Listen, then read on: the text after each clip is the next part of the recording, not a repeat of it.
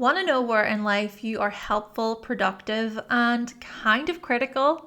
Well, I am here to tell you as we explore your Virgo house in astrology. Hi, if you're new here, my name is Hannah and welcome back, Cosmic Warriors. Before we do dive into today's video, if you want to learn more about astrology, then head on over to the Cosmic Check-In podcast. And if you would like to book a reading with me, then go to hannahselsewhere.com. I hope you enjoy the video. Let's do this.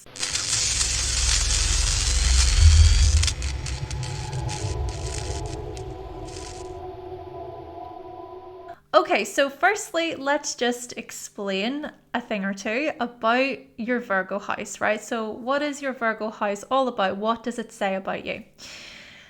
Your Virgo house shows the area of life where you come up with a practical system, a practical method that works best for you. You learn to organize your time and to correct any errors you make. You'll know your flaws and you'll also do your very best, right? We can be really dedicated within our Virgo house, within this area of our lives. And it's also where you can develop your discernment and you can possess this critical eye. You can kind of see maybe what needs to be changed, corrected, fixed, improved. We assess what is working well and what needs to be improved, okay? What adjustments can we make, especially as a way to make our lives that little bit better, right? And you'll also use your careful, cautious judgment, perhaps at times extra cynical or skeptical. But yes, you can use careful judgment to examine what is good versus what is bad, right? What is healthy versus what is unhealthy.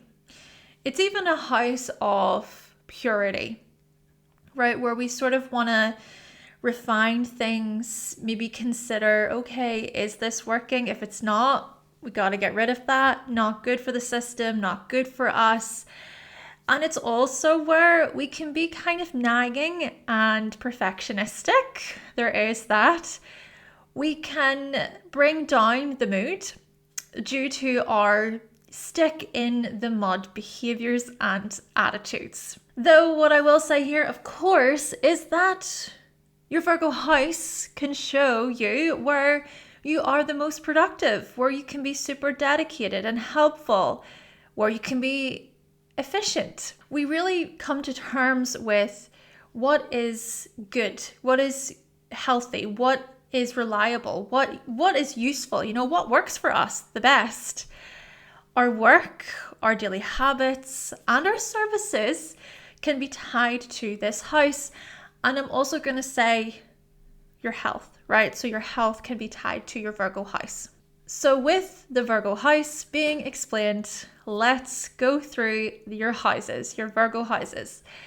If Virgo is on the first house, so most likely you've got a Virgo rising, you can be perceived by others as being quite cranky or as possibly shy, reserved, or as quite organized and put together.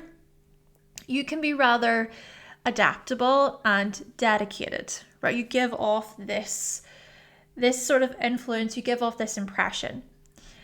You can also present an image of how can I help, right? How can I help? Or I'm currently working right now. You move like something is always on your mind. Of course, you can be quite the overthinker. Perhaps you can worry quite a bit. And you're usually the one who sits back and you analyze, you observe what's around you. In this regard, yes, you can be perceived as being reserved, even though, however, you have your own selfish desires, right? And it can appear as if you have I have this figured out demeanor. But your internal world can actually be very complicated. Others may like or dislike your matter of fact and your methodical personality. Moving on to Virgo on the second house. When you lack self-worth, or even just times whenever you're not feeling yourself, right? You can be overly critical. You can be cynical, highly strung.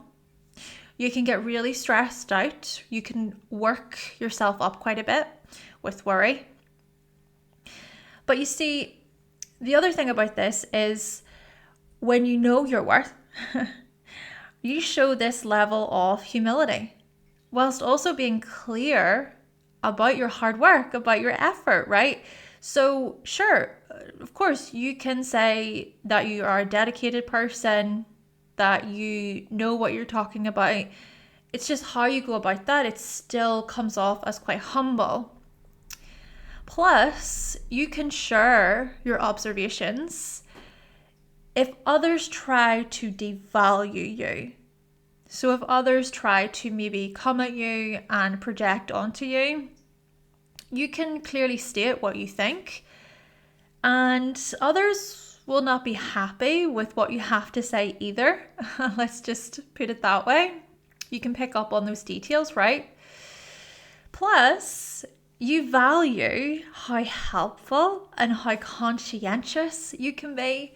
You actually like being valued for your analytical skills, maybe for your ability to work with systems, practical systems quite well.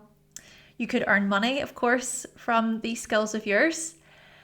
And order, efficiency, and knowing things in your life are really working well. Well, these are the kinds of things that boost your self-esteem, right? So you're going to feel supported. You're going to feel more secure whenever it's like, yes, I have a grasp on things. I have a plan. I kind of know what to expect. Moving on to Virgo in the third house. So we're going to really focus on your early schooling with this one. Perhaps you were a rather methodical and precise learner or student. You wanted to learn things thoroughly, or it's that you felt that pressure to do so. Maybe you even grew up with parental figures who were like this with you, as if to say, education is super important, you need to study hard. Maybe you were also the kid in class who was analytical and skillful with your answers. You wanted to be correct, and you usually were. Then again, this could also have shown up as you being quite reserved, quite shy, keeping to yourself, but you still were very smart. And another possibility here is that you were discreet with other students. You could be shrewd, but also fault-finding at times too. Maybe you were organized and clean in school, or you helped classmates that you liked. Of course, if you didn't like certain classmates, maybe you just thought, no, why on earth would I help you? Plus, you might have been willing to critique teachers or tell them that you needed help solving a problem. Perhaps you were seen as could have been a teacher's pet, possibly. Then again, there could be those of you who were quite fearful of being wrong or being made to feel like, you were an idiot or stupid, and so you didn't speak up. Though essentially we do see possible themes here to do with perfectionism. So being quite a perfectionist when it came to your early schooling years.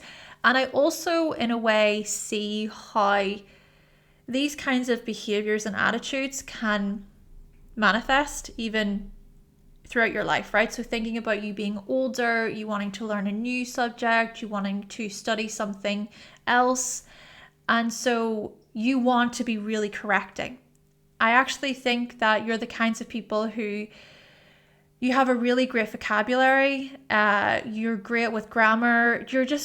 You're very, very skilled when it comes to communication. Moving on to Virgo in the fourth house. And of course, this could also apply to those of you with Virgo on the IC. So to think about your conditioning, your upbringing, Maybe you were raised to be efficient and to make improvements within the home, to really stay on top of things. You could have grown up with a caregiver who was critical, who was correcting, possibly cynical, possibly a perfectionist, and maybe you sort of picked up on these qualities from said caregiver because those are the kinds of behaviors that were modeled to you. You may also analyze everything there is to know about housing, about property. You will think thoroughly before moving or before changing something, maybe within your apartment, within your house, within your garden, whatever it may be. Yeah, I see this as you preferring to inform yourself about property and housing and interior design. Heck, you might even prefer to do things yourself, or it's that you'll hire someone who is qualified to do the job. Plus, you may need to follow, so there is a need really, to follow and to refine family traditions whilst paying attention to every last detail. So it could be, for instance, that when it comes to family traditions, you want to do everything within your control to make sure that things are perfect and well done. There could even be some pressure and stress that can come with that, of course. Maybe feeling like you need to make everybody happy, for example. And the final thing here is you could be from an ancestry of nurses, librarians, and accountants, and you could inherit these very things. Moving on to Virgo in the 5th house. So to think about your dating life especially, well, you can be specific about what you want in love. You have certain standards, and so when those standards are not met, you'll definitely question the relationship, the validity of the relationship. Seeing if potential lovers tick off all the right boxes is very likely here. It's almost like you interview your lovers, your romantic partners. I can imagine you being on a date and you have all of those boxes in your mind, and the minute that one of those boxes is not ticked, then you really have to question that, and you may decide, no, this is not for me. You might also try to fix or improve your love interests. It's almost like you can see their flaws right away, or any errors, any improvements, adjustments that need to be made in your view.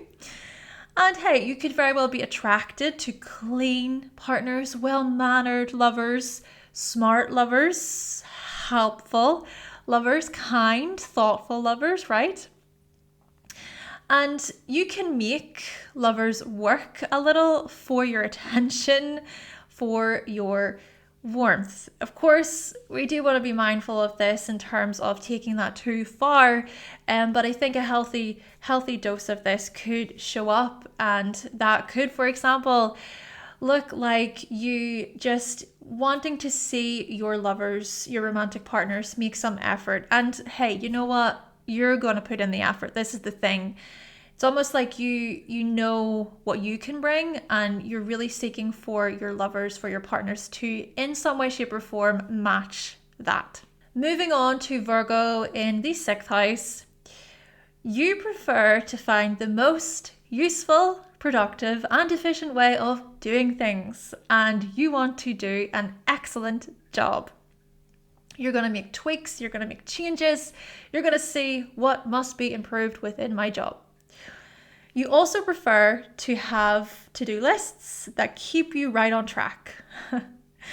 You can become anxious and nervous about your chores, about tasks and performance at work as well. So sure, you want to improve, but there's also something here about feeling overwhelmed. That's an interesting thing, because it could be where you take on a lot, or you have such high expectations of yourself. You want things to be done in a really excellent way. Remember the whole perfectionist stuff to do with Virgo. So this could manifest as you actually becoming really worried, really stressed out. And then that can create all sorts of complications. Though you want for things to be neat. tidy, clean. Anything out of place can drive you nuts potentially here. And you do have a very specific way of doing things. You might do things in a set order, a specific order. Of course, this could also apply to food you eat, so thinking about your diet. Could also apply to your exercise routines. There's a plan that you like to have in place. Even apply this to cleaning or cooking or all the everyday things that you do. You know in your mind, okay, this is the sequence, this is the order, the system that I'm gonna follow. I hope you are enjoying this video so far, and if you are, please make sure to like the video and subscribe for more. And if you are interested in learning more about astrology, then you can always pick up a copy of my astrology cheat sheets. The links are in the description box. Thank you so much. Moving on to Virgo in the 7th house, and of course you could have a Virgo descendant here.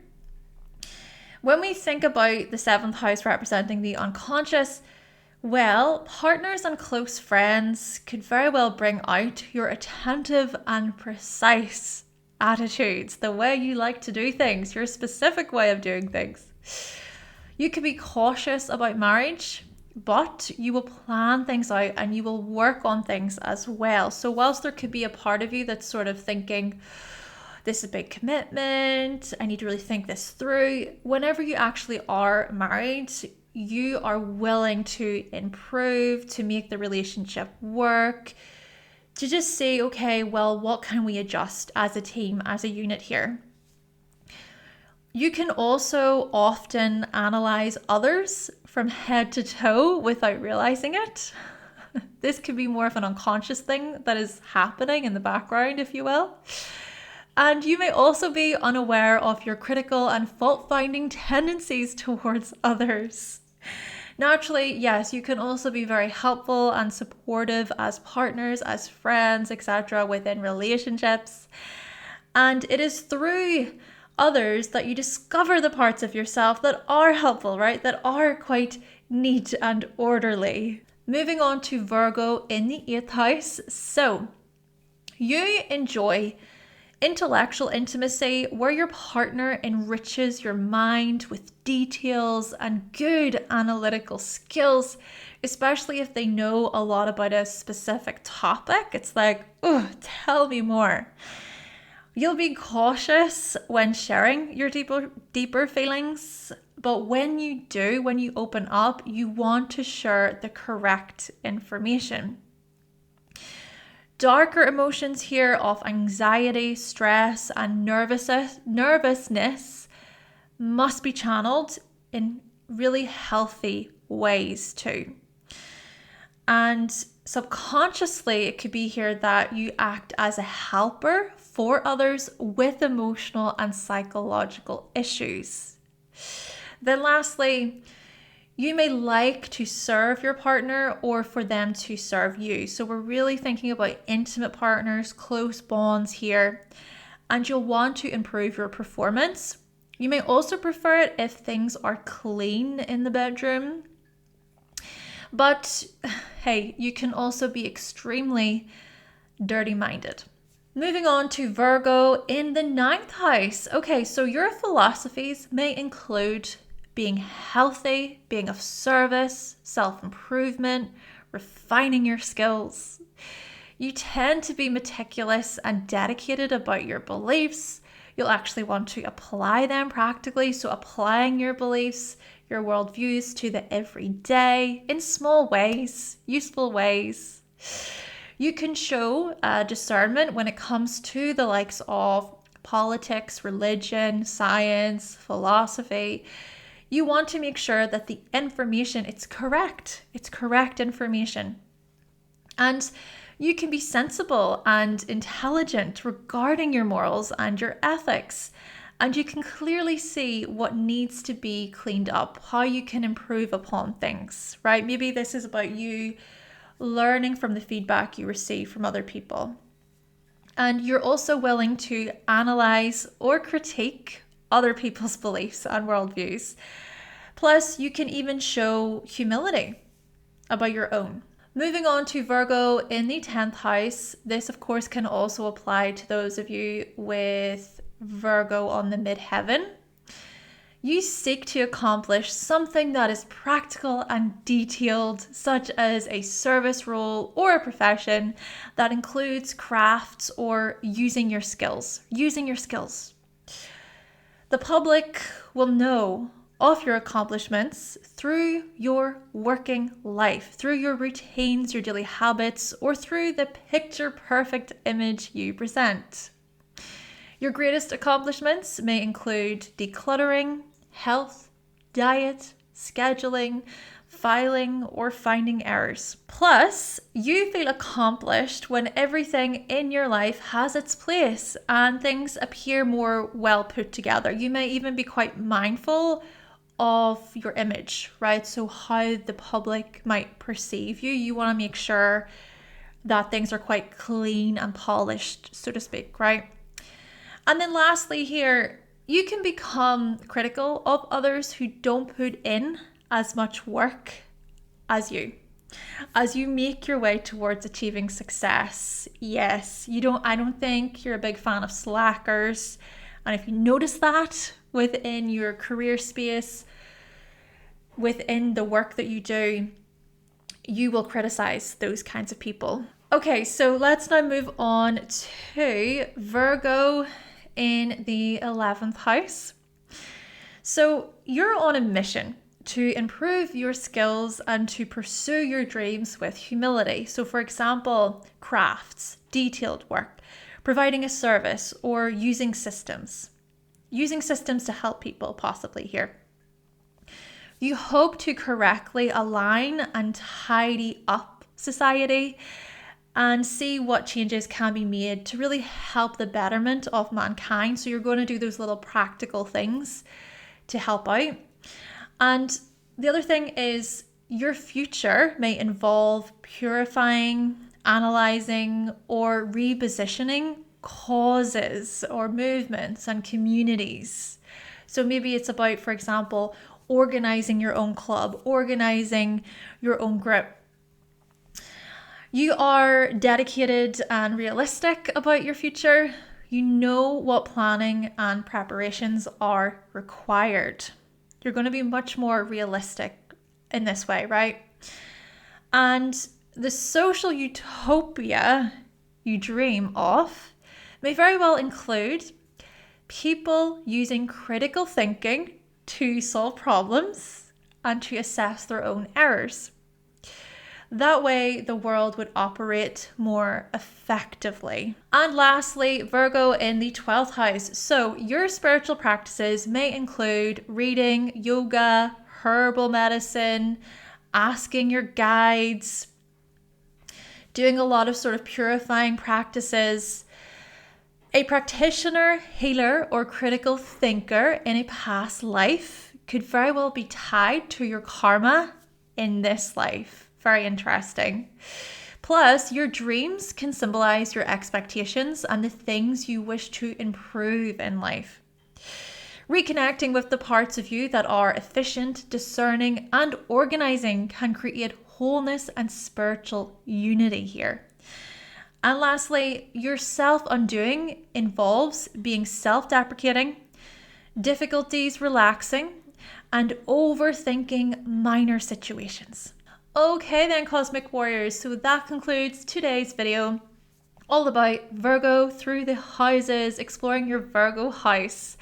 I hope you found this video to be helpful and that you learned something new. If you did, you can always buy me a coffee. Make sure to subscribe for more, like the video if you liked it today, and stay tuned for more, and I will catch you in the next one. Bye!